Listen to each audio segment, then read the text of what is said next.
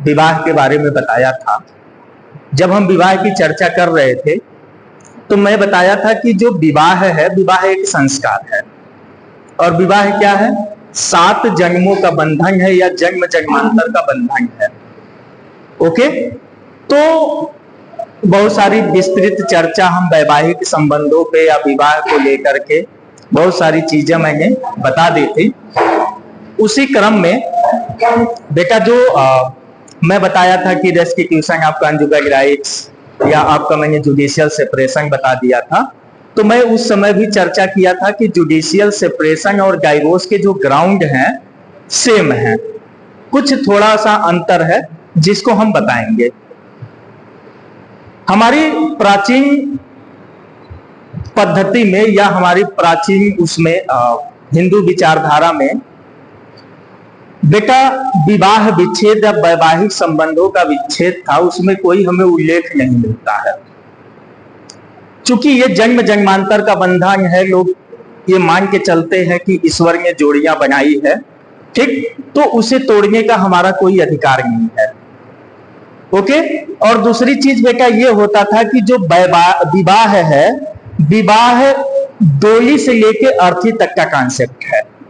पिता हमेशा यही कहता था कि बेटी तुम डोली में जा रही हो और उस परिवार को इतना गुलजार रखना, जब तक रहना तब तक उस परिवार के बारे में हमेशा अच्छा ही सोचना, और उसके बाद जब आना बेटा तुम अर्थी पे आना।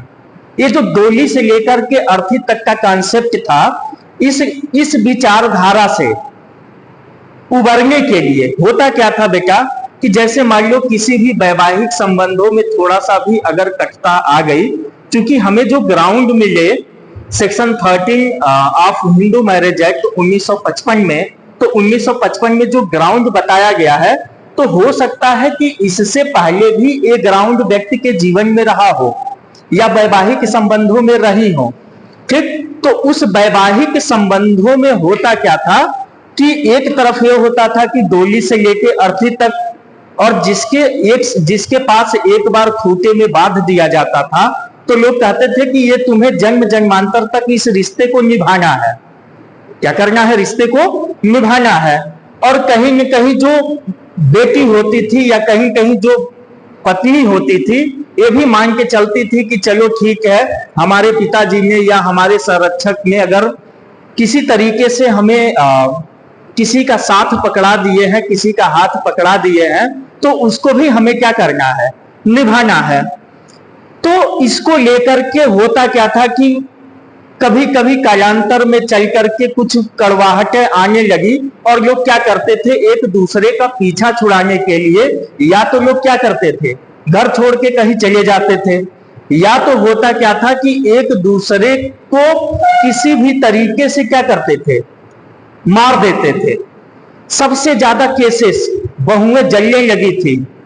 बहुत सारे अपवाद भी मिलते हैं। यह होता था कि पत्नी ने पति को कुछ कर दिया या पति ने पत्नी को कुछ कर दिया, तो यही होता था। समाज में एक बहुत चीजें फैलने लगी, तो लोगों को यह लगा कि मरी हुई बेटी से अच्छा है कि कम से कम एक तलाकशुदा बेटी का स्वागत है। कम से कम जीवन इन दोनों में अगर वो नहीं चल पा रहा है तो कोई बात नहीं। तो लोगों को लगा कि नहीं, कुछ ग्राउंड ऐसे होने चाहिए कि उस विवाह को एक सम्मानजनक स्थिति में हम उसको क्या कर दें, सेपरेट कर दें, उससे सेपरेशन ले लें, उससे हम अलग हो जाएं, और वो अपना व्यक्ति आगे चल के अपना भविष्य देखे और वह व्यक्ति आगे चल के अपना भविष्य देखे। कहीं ऐसा ना हो कि व्यक्ति का जो अतीत बिल्कुल बेरंग है, उसका भविष्य भी बिल्कुल उसमें रहे, उसका भविष्य बिल्कुल अंधकार में रहे। कब तक व्यक्ति निडरता के साथ उसको जूझता रहेगा? तो इससे निपटने के लिए यह हुआ कि 1955 में जब हमारा हिंदू मैरिज एक्ट आया, तो हिंदू मैरिज एक्ट में कुछ ग्राउंड्स बताए गए कि इस ग्राउंड पे व्यक्ति पति पत्नी, जो दोनों पक्षकार हैं, पति और पत्नी, पति पत्नी एक दूसरे से क्या कर सकते हैं, डाइवोर्स ले सकते हैं। और डाइवोर्स लेने के बाद कोई बात नहीं, आप डाइवोर्स ले लिए, हमारे साथ आपका रिश्ता नहीं चल रहा है तो कोई बात नहीं, भाई ये माना जाता है, कहा जाता है कि मांग भरने का तो केवल एक रिवाज भर है, साथी का जीवन खुशियों से भर दे तो कोई बात बने, कसमें तो सब लोग खाते हैं, हम कदम हम दर्द बने तो कोई बात बने।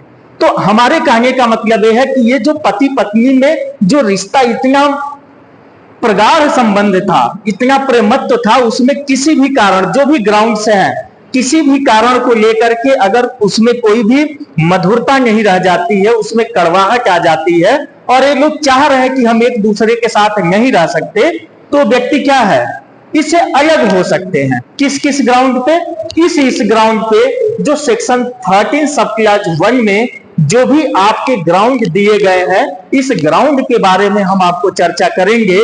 इस ग्राउंड के आधार पे, इस आधार पर पति और पत्नी दोनों बोथ, चाहे विवाह हिंदू विवाह अधिनियम 1955 के आने से पहले हुआ हो, चाहे विवाह उसके प्रारंभ में हुआ हो या उसके पश्चात हुआ हो। ऐसा नहीं है कि 1955 में हमारा हिंदू मैरिज एक्ट आया और हिंदू मैरिज एक्ट आने के बाद ही केवल यही होगा कि भैया 1955 के बाद जिसकी शादी हुई हो क्या उन पर ही लागू है कि सब पर है। तो हिंदू मैरिज एक्ट जो सेक्शन 13 सीधा सीधा बता रहा है कि जो वैवाहिक संबंध जो सोलेमनाइज्ड हुए हैं, जो वैवाहिक संबंध अनुस्थापित हुए हैं, एक्ट के आने से चाहे पूर्व हुआ हो, एक्ट के आने के प्रारंभ में हुआ हो या एक्ट के आने के बाद हुआ हो, तीनों कंडीशंस में है, पति पत्नी धारा 13 सब क्लास 1 के आधार पर जो भी आधार दिए गए हैं, इस प्रोविजन के आधार पर पति पत्नी एक दूसरे से डाइवोर्स ले सकते हैं। कोई संदेह? उसमें बेटा जो पहला ग्राउंड है बेटा आपका एडल्ट्री। क्या है? जारता।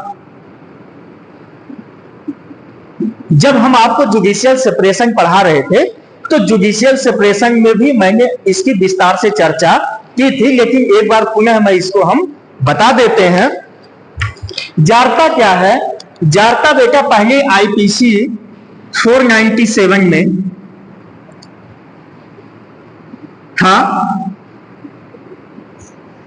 जारता यह है कि पति या पत्नी, भाई दो पार्टीज है, पति है और पत्नी है, पति पत्नी दोनों, पत्नी अपने पति से भिन्न, पति अपने पत्नी से भिन्न, किसी अदर पर्सन से, भाई पत्नी है पति के सिवाय किसी अदर पर्सन से, पति है पत्नी के सिवाय किसी अदर पर्सन से, या किसी अन्य की या अदर पर्सन से, किसी भी पत्नी से जो शारीरिक संबंध स्थापित करता हो, उसे हम क्या कहते हैं? जारता। क्या कहते हैं? जारता। भाई कहा जाता है ना, पत्नी कहती है कि भाई हमारे में क्या कमी थी कि तुम कलमुही के चक्कर में पड़े हो। तो जो बीच में कलमुही है, बीच में क्या है? कलमुही है। तो उस कलमुही के चक्कर में जब पति पड़ जाता है या पत्नी किसी अन्य पुरुष के चक्कर में पड़ जाती है और उसके साथ पति पत्नी जैसा जो संबंध स्थापित करने लगते हैं, इसी को क्या कहा जाता है? जारता। जारता यह था कि बेटा पहले 497 आईपीसी में पनिशेबल था। इसमें अगर कोई संलिप्त होता था तो अगर इस पे एफआईआर दर्ज होता था तो केवल इसमें जो पुरुष होता था, पुरुष को ही सजा होती थी। क्या होती थी? पुरुष को ही सजा होती थी, इसमें महिलाओं को सजा नहीं दी जाती थी। तो कहीं कहीं लोगों को लगता था कि ये तो राइट टू इक्वालिटी का वायलेशन है। भाई स्त्री पुरुष जब समान है, पति पत्नी समान है, तो इसमें अनइक्वालिटी क्यों है? भाई सजा दो तो दोनों को दो, क्योंकि दोनों इस अपराध में संलिप्त है। तो जब दोनों इस अपराध में संलिप्त है तो केवल हम पुरुष को ही सजा क्यों देंगे? यह तो आर्टिकल 14 का वायलेशन है। कुछ समय बाद कालांतर में ऐसी मांग उठती रही और एक केस आया 4-5 के करीब का केस था, Revathi versus Union of India. Revathi versus Union of India के केस में सीधे कह दिया गया था कि पति पत्नी का रिश्ता इतना कोमल होता है, इसमें अपराध रूपी किसी हथियार से वार नहीं किया जा सकता। बात आई समझ में। और उसके बाद फिर से कालांतर में आते आते 2018 में, उस समय थे चीफ जस्टिस ऑफ इंडिया दीपक मिश्रा, 5 जजों का बेंच था, और जोसेफ साइन के केस में 497 की संवैधानिकता को चुनौती दी गई, और उस चुनौती में जस्टिस दीपक मिश्रा ने कहा कि अब ये समय आ गया है कि बताना पड़ेगा। और उन्होंने एक सेंटेंस बोला, और सेंटेंस क्या बोला कि कोई भी व्यक्ति पत्नी पति की संपत्ति नहीं हो सकती। आप ये नहीं कह सकते कि पत्नी हमारी क्या है, संपत्ति है, वो अर्धांगिनी है, ठीक है, लेकिन पत्नी कभी किसी पुरुष की संपत्ति नहीं हो सकती। और इसकी संवैधानिकता को देखते हुए 497 को क्या कर दिया उन्होंने, अनकॉन्स्टिट्यूशनल घोषित कर दिया। लेकिन उन्होंने बताया, क्या बताया कि जो 497 है वो अपराध नहीं है, लेकिन 497 जो जारता बताई गई है, जारता के आधार पे आप क्या कर सकते हो, पत्नी पति को और पति पत्नी को डाइवोर्स दे सकता है, लेकिन एक दूसरे को सजा नहीं करा सकता। ऐसा नहीं है बेटा। 1860 में जब हमारी आईपीसी आई, तो आईपीसी आने के बाद हमें यह नहीं पता चला कि 497 में जारता बताई गई है, और जारता में बताया गया है कि एक पुरुष दूसरे की पत्नी के साथ या एक पत्नी दूसरे पुरुष के साथ। ऐसा नहीं है। कालांतर में जब हम रामचरितमानस की बात करते हैं तो बाबा तुलसीदास ने बहुत अच्छे से लिखा है कि सो परिणार निगार गोसाई तजो चौथ चंदा के नाई, यानी पराई स्त्री का माथा तो हमेशा से वर्जित है, आप उसको मत देखिए। तो कहीं न कहीं अगर आप ऐसा करोगे तो एक, अब उसको ये नाम क्या दे दिया गया, जारता। तो जारता के आधार पे अगर इस मधुरता में, पति पत्नी के संबंधों में अगर जारता नाम की कोई चीज आ जाती है, तो इस आधार पे पति और पत्नी एक दूसरे से क्या कर सकते हैं, डाइवोर्स ले सकते हैं। अपराध तो नहीं है, लेकिन डाइवोर्स ले सकते हैं। ओके। दूसरा बेटा आपका जो ग्राउंड है वो है क्रूएलिटी। क्या है, क्रूरता। क्रूरता में चाहे पति के द्वारा पत्नी को, चाहे पत्नी के द्वारा पति को, बात आई समझ में, पति के द्वारा पत्नी को और पत्नी के द्वारा पति को जब क्रूर व्यवहार किया जाए। अब क्रूरता कैसी हो सकती है, क्रूरता मानसिक क्रूरता भी हो सकती है और क्रूरता शारीरिक क्रूरता भी हो सकती है। जब उसके साथ क्रूर व्यवहार किया जाए, क्रूर व्यवहार किया जाता है, तो इस क्रूरता के आधार पर भी आगे चल के हम बहुत सारे केसेस इसमें हम डिस्कस करेंगे कि किसको हम क्रूरल्टी मानेंगे और किसको क्रूरल्टी नहीं मानेंगे। ओके। तो इस क्रूरता के आधार पे भाई बहुत सारी चीजें हैं। अगर पत्नी पति को, ऐसे कुछ लोग ऐसे हैं कि बिना पत्नी से पूछे या बिना परमिशन के कुछ कर नहीं सकते हैं। अगर पत्नी ऐसे देख दे तो जैसे लगता है कि कितना बड़ा भूकंप आ गया। होता है, ऐसा नहीं है कि केवल पति के द्वारा ही पत्नी को क्या किया जाए, क्रूरता किया जाता है, ऐसा नहीं है। पत्नी भी पति को क्या करती है, उनके साथ भी क्रूर व्यवहार करती है। हो सकता है शारीरिक क्रूरता न दिखे, लेकिन मानसिक क्रूरता तो दिखता ही दिखता है। ओके। तो इस ग्राउंड पर भी पति और पत्नी एक दूसरे से डाइवोर्स ले सकते हैं। आगे चल के हम केसेस, जो भी केसेस हम बताएंगे, उस केस को हम चर्चा करेंगे कि किसमें हम क्रूरल्टी मानेंगे, किसमें हम क्रूरल्टी नहीं मानेंगे। मानसिक क्रूरता क्या हो सकता है और शारीरिक क्रूरता क्या हो सकता है। ओके। जो आपका तीसरा ग्राउंड है, ये है आपका डिजर्शन। डिजर्शन को कहा जाता है परित्याग। क्या कहा जाता है, परित्याग। इसमें हमें क्या कम से कम 2 वर्ष, या इसे अधित्यजन भी कहा जाता है, क्या कहा जाता है? आदित्य जंग। कम से कम 2 वर्ष तक पति पत्नी एक दूसरे से क्या है? अलग है। इसमें बेटा 2 वर्ष का, और कैसे अलग है? बिना किसी कारण के, कोई रीजनेबल कारण नहीं है, बिना किसी कारण के, कोई एक दूसरे की सहमति भी नहीं है, कंसेंट भी नहीं है दोनों पक्षकारों की। बिना कारण के अगर एक दूसरे से क्या है? अलग रह रहे हैं, कम से कम कितने वर्ष तक? 2 साल तक, 2 वर्ष तक, तो इस आधार पर पति हो या पत्नी हो डाइवोर्स फाइल कर सकता है कि भाई हम लोग 2 साल से कम, भाई मिनिमम 2 साल होना चाहिए। हो सकता है कि 10 साल से अलग रह रहे हो सकता है 5 साल से अलग रह रहे हो, और इस आस में अलग रह रहे हो कि हो सकता है कि आओ अजनबी हम दोनों साथ हो जाएं। एक समय ऐसा आएगा कि हम दोनों साथ हो सकते हैं, एक समय ऐसा आएगा कि भला है बुरा है जैसा भी है, मेरा पति मेरा देवता है। हो सकता है कि समय आ सकता है कि हमारा पति हमारा देवता है, वापस आ सकता है, इस आस में। लेकिन कम से कम अगर 2 वर्ष से अलग रह रहे हैं और कोई आस नहीं, तो इस आधार पर भी पति पत्नी एक दूसरे से डाइवोर्स ले सकते हैं। ओके। तीसरा ग्राउंड है अनसाउंड माइंड, विकृत चित्तता। दोनों पक्षकारों में से इस हद तक विकृत चित्त है, क्या है? बिल्कुल विकृत चित्त है कि एक दूसरे के साथ रहना संभव नहीं है। चाहे वो मेंटल डिसऑर्डर, इतना मेंटल डिसऑर्डर है कि मेंटली रूप से बिल्कुल अशक्त है कि अब उनके साथ रहा नहीं जा सकता है, या साइकोपैथिक डिसऑर्डर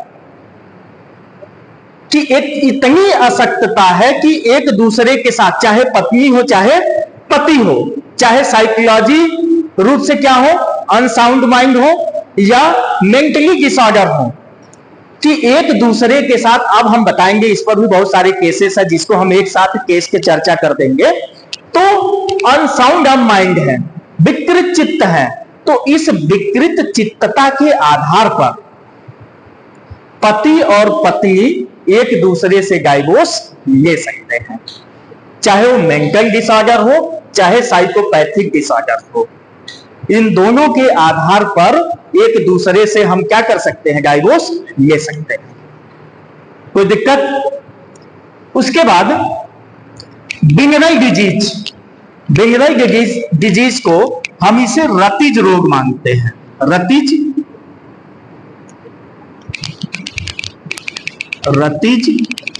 रोग या गुप्त रोग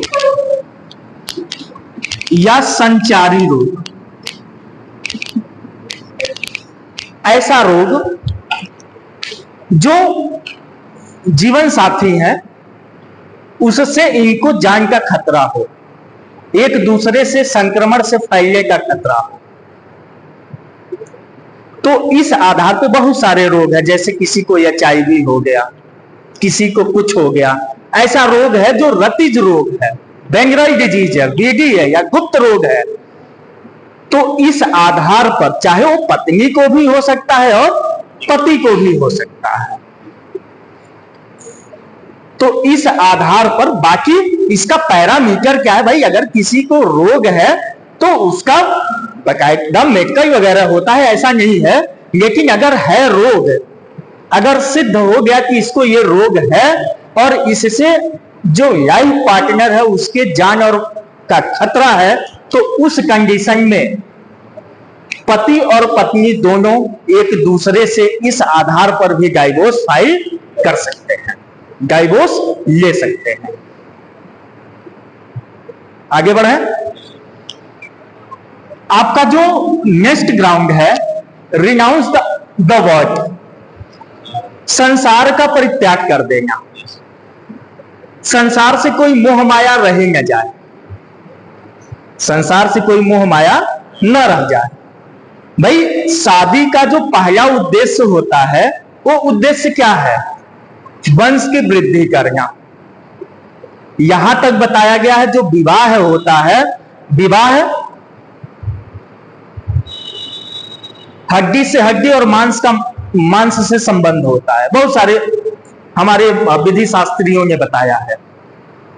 अब यहां पे कोई व्यक्ति सांसारिक मोह माया को त्याग दे, कहे नहीं भैया हमसे कोई मतलब नहीं है,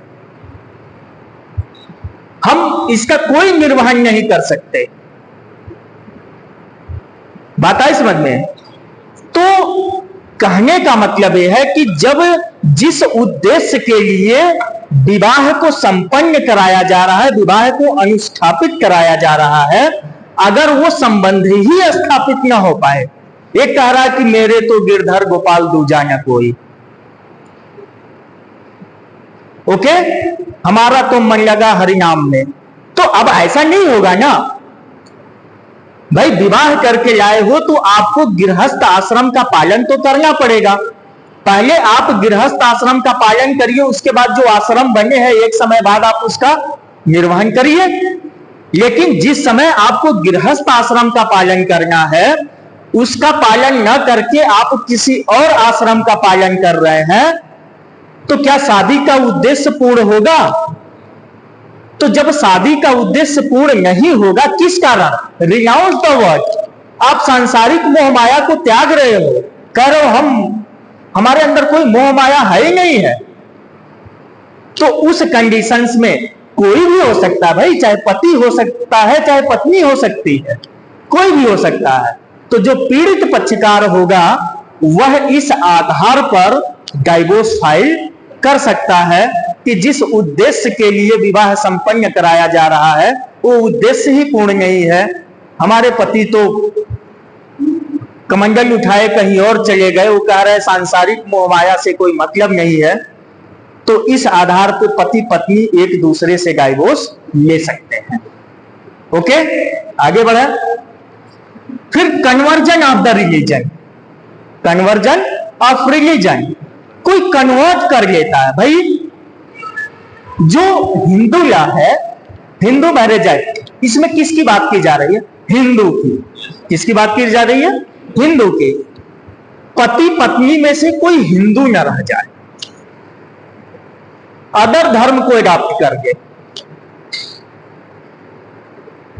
जैसे हिंदू है, पति पत्नी में से कोई मुस्लिम हो जाए, यहूदी हो जाए, पारसी हो जाए, ईसाई हो जाए, बाकी हिंदू की जो शाखाएं हैं, या जब हम पढ़ाए थे आपको हु आर हिंदू, तो हिंदू में बताए थे कि भाई हिंदू है, सिख है, बौद्ध है, जैन है, श्वेतांबर है, दिगंबर है, हीनयान है, महायान है, वीर है, शैव है, लिंगायत है, भागवत है, आर्य समाज है, ब्रह्म समाज है, बहुत सारे हम आपको बताए थे।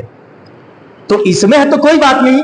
इसके अलावा जो हम चार आपसे बताए थे, और हम कहे थे कि हम हु आर हिंदू की जब बता रहे थे कि हु आर हिंदू, तो हम कहे थे कि जो मुस्लिम नहीं है, यहूदी नहीं है, पारसी नहीं है, ईसाई नहीं है, वो हिंदू है। तो अगर इन चारों का कोई प्रवज्ञा ग्रहण कर लेता है, वो मुस्लिम बन जाता है कोई भी पक्षकार। भाई दोनों पक्षकार बन गए तो कोई बात ही नहीं है। लेकिन उसमें से एक पक्षकार कोई मुस्लिम बन गया, एक पक्षकार कोई हिंदू ईसाई बन गया, एक पक्षकार कोई यहूदी बन गया, एक पक्षकार कोई पारसी बन गया, तो इस आधार पर पति पत्नी में से कोई भी हो सकता है। भाई पत्नी भी प्रवज्ञा ग्रहण कर सकती है, पति भी कर सकता है।